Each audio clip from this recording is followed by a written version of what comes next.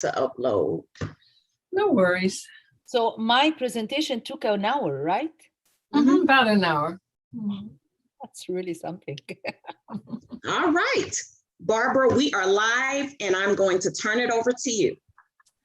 Hello, everyone. I'm Barbara Vega. I am the Assistant Vice President of the School of Education at American Heritage College. I'm very happy to be here to talk to you today about grant writing essentials. As my two colleagues have talked about with their overview of nonprofits, as well as the essential nature of the human aspect and passion to running nonprofits. Now I'm going to take a deeper dive into one aspect of fundraising. As Madiha has told you, you have to have many sources of fundraising, and grant writing is a very important part of your fundraising portfolio. It typically won't be the largest one, but it is very important. Your larger one will be your individual donors. But if you're not going after grants, especially for certain fields, you're leaving money on the table. So it's very important to have a handle on how grant writing works. So let's start out. I have a quote on my top sheet here that says, the best written proposal in the world can't make a bad idea good, but a poorly written proposal can sink a good idea. So it's important to understand how to shape a persuasive proposal so that you put your best foot forward. Okay, so we're going to the next slide. What is a grant? Well, what is a grant? A grant is a gift made by a charity, giving foundation, or the government, usually to a nonprofit, but for-profits can get grants too. Those are usually contracts to do business with the government. But typically it's a nonprofit, and that's what we're going to discuss here, foundations or government.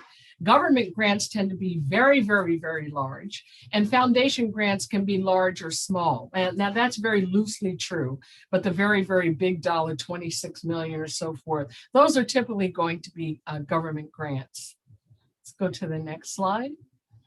Who gives? Well, let's see. As we mentioned, foundations, government, federal, state, and local, and county. Corporations give. Sometimes larger nonprofits give to small nonprofits. And so really any entity can give. But typically, you're required to be a 501c nonprofit to receive grants, as Madiha has pointed out. As I mentioned, for this course, we will only talk about foundations, and we'll mention a few things about government grants, but government grants are much more involved, and therefore another time. The 10-week course that my colleagues have alluded to will go through this in depth, and it's worth it to go through it in depth.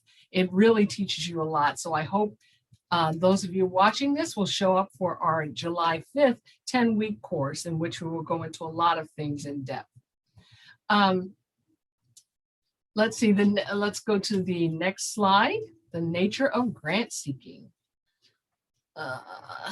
It's okay, grant seeking starts with a good idea. Okay, you have to have a good idea for your nonprofit to even have the nonprofit or get or accept funding from fundraisers.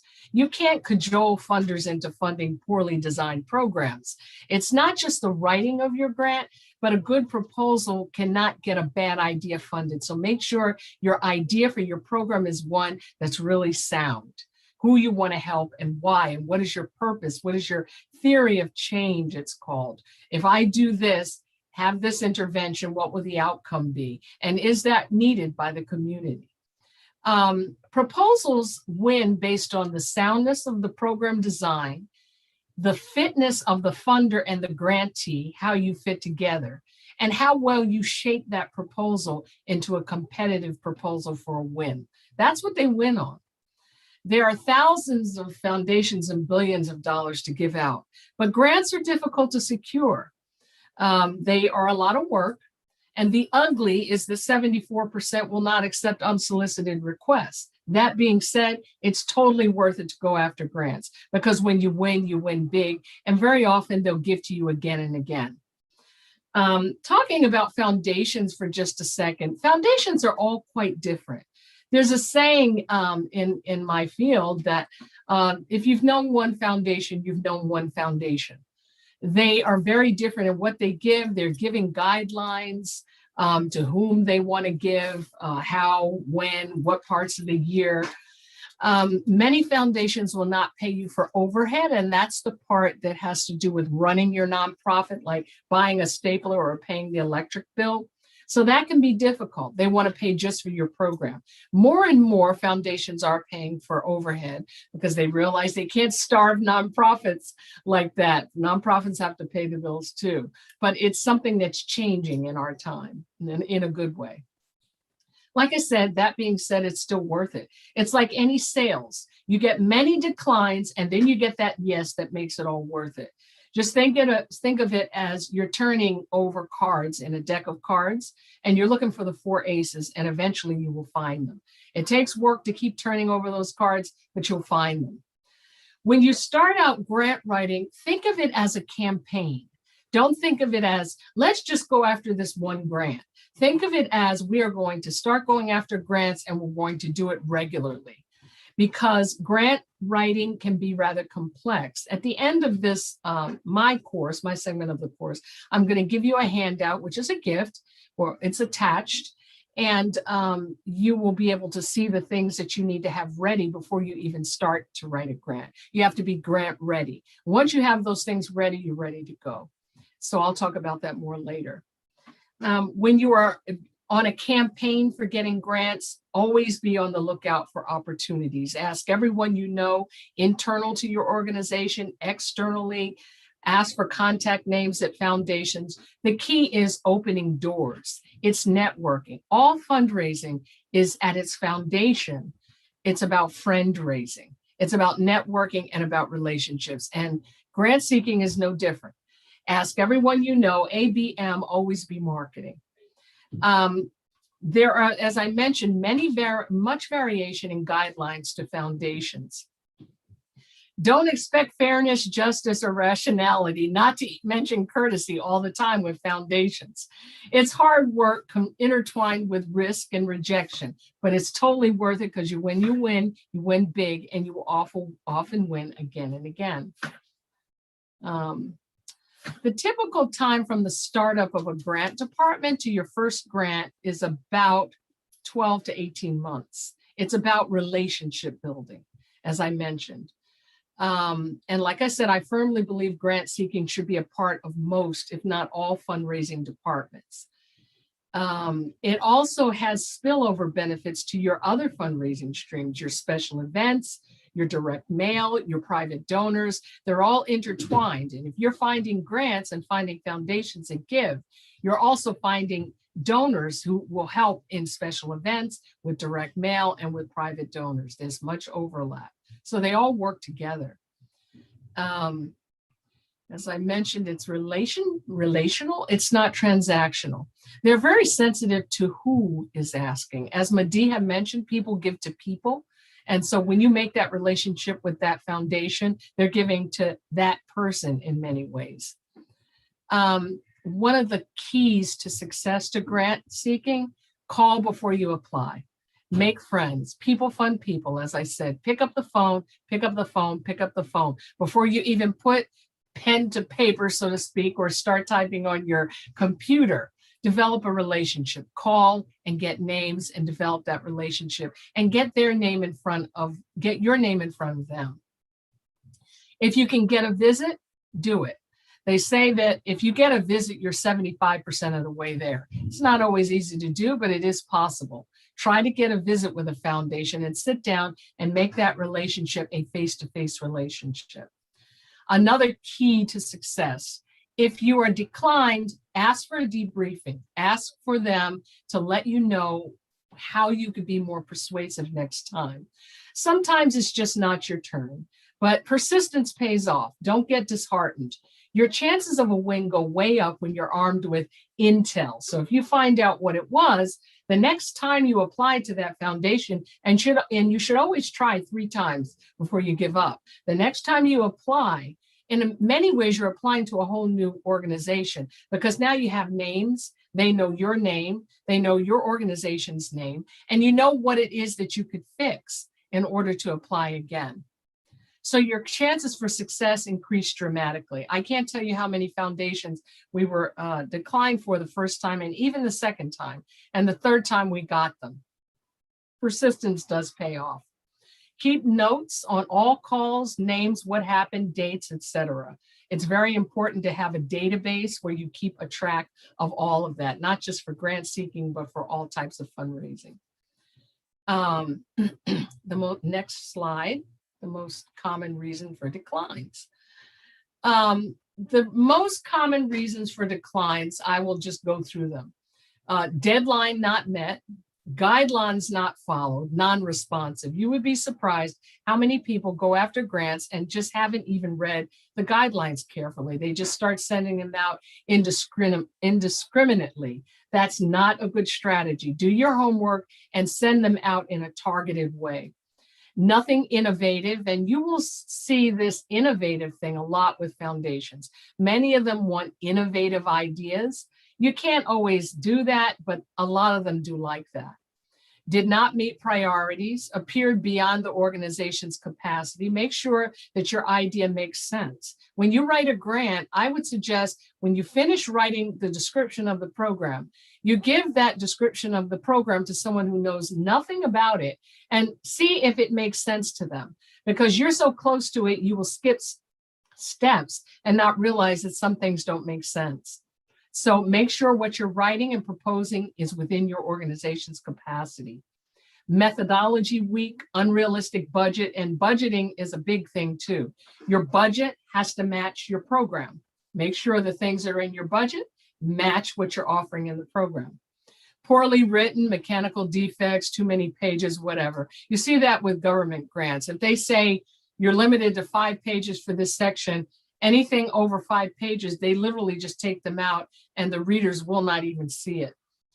A favored incumbent, and you will see that a lot with government grants. If they funded someone else last year and that person or that entity did a good job, very often they want to fund them again next year, but they won't tell you that. And then you apply and realize that in the back of their minds, they really favored that incumbent. Political reasons, sometimes you will see they slant the request for proposal for who they want. There is hanky-panky in this world. It's unfortunate, but there is. And sometimes they're graded on a curve. But as I mentioned, resubmissions are always stronger and have a much higher success rate. You will get, as I said, you will get several declines before you get the big wins, and they always make it all worth it. Writing the proposal, okay.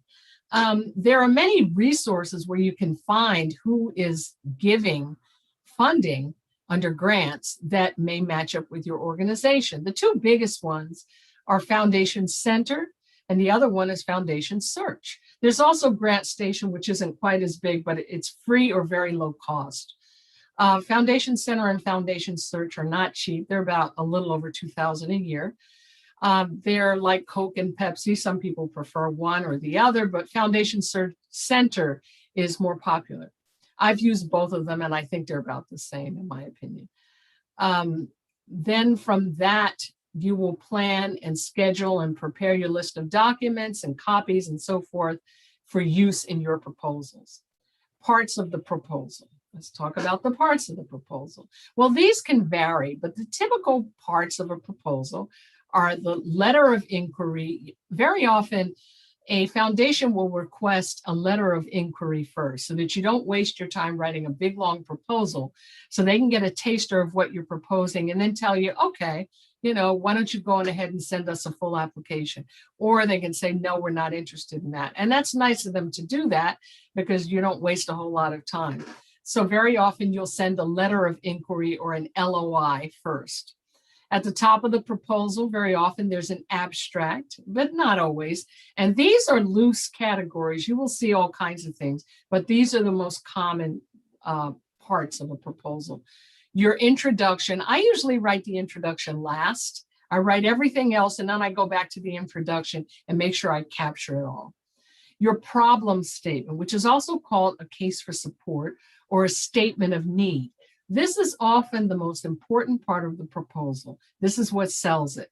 This is where you get to make the donor, the funder, or the foundation see it your way. Some people also call this the project justification, the problem statement, the case for support. It's frequently poorly written. For this section, I would select data. You're going to have to do research like you did in high school with your World Fact Book and et cetera, and get citations. Use APA or MLA style to cite references. And you don't need a ton of references, but maybe at least 3 or 4, saying what the gap is, and then show how your organization stands in that gap. And with the citations, you will be backing up that there is indeed that gap. Emphasize the significance of the project and the result that your impact will have. And emphasize how sustainable it is. You will see the word sustainable a lot in program development in nonprofits. There's no sense in coming in and doing a one-off, and then once the funding is over, the thing just falls apart. Many foundations and the government want to know that once you're gone, there's a mechanism by which that program will be sustainable. It will continue. You might present your project as a replicable model or whatever, or you might want to forecast the importance and usefulness of the results. We'll talk more about how to do that in the 10-week course. It's a lot to get into for this. So I hope you will sign up for the 10-week course. The next section is the program. Describe the implementation and the methodology. This is often the second most important part. And this is based on a logic model. A logic model is a very special thing and kind of eggheady, and we'll get into that again in the longer course. Performance management plan, that's where you talk about how you're going to monitor and evaluate that program. Evaluation and data after the fact are key. Funders nowadays are much more like investors. They don't just give money and then you provide nice stories about what the money did. They want data. And they're getting deeper and deeper into that data. They want to know, okay, I gave you 100,000 last time. What good did it do? And show me in a measurable way. And that's why you have a monitoring and evaluation or M&E section to your grant. Now, there are M&E specialists who specialize in doing these sections and in doing the data collection and the evaluation. It gets very involved. As a grant seeker, you have to have some control on how to write that section of the grant. You'll also talk about your staffing and expertise, who is going to do what and what their background is, so that the foundation knows that there are capable people handling the program. You will talk about a budget or budget narrative. And the budget is, as we discussed, what everything is going to cost. And then the budget narrative explains the budget. Usually it's the program manager that writes the budget, or at least ground truths the budget if you write it. The grant writer usually does not know the cost realism for things unless you've written it many times. But you are the one that has to kind of bless it before it goes out. And then you may have appendix and attachments. Anything is possible. Now, grants use their own lingo, and the grant writer must get to know that lingo and use it. And it varies by what field you're in. So next statement, the needs statement. The next section is a needs statement. The most important part, as we talked about, is the problem statement or the need. And we're going to spend some time crafting that needs statement. And as I said, it's also called a project justification, a case for support, and it's frequently poorly written. So we're going to stop at this point. There is an assignment that's attached here at the Zoom that you will take, and you will work in a group, and you will use that to craft a needs statement. You will use APA or MLA to cite references. You can go on the internet, identify the gap and show how your organization stands in the gap, and talk about the significance of your project. And so we can stop here and let you work on that, and then we will come back and discuss it. And I'll give you an example of one that was very, very well written, so you will understand how this works and how it's crafted. So I think we can stop there and then come back.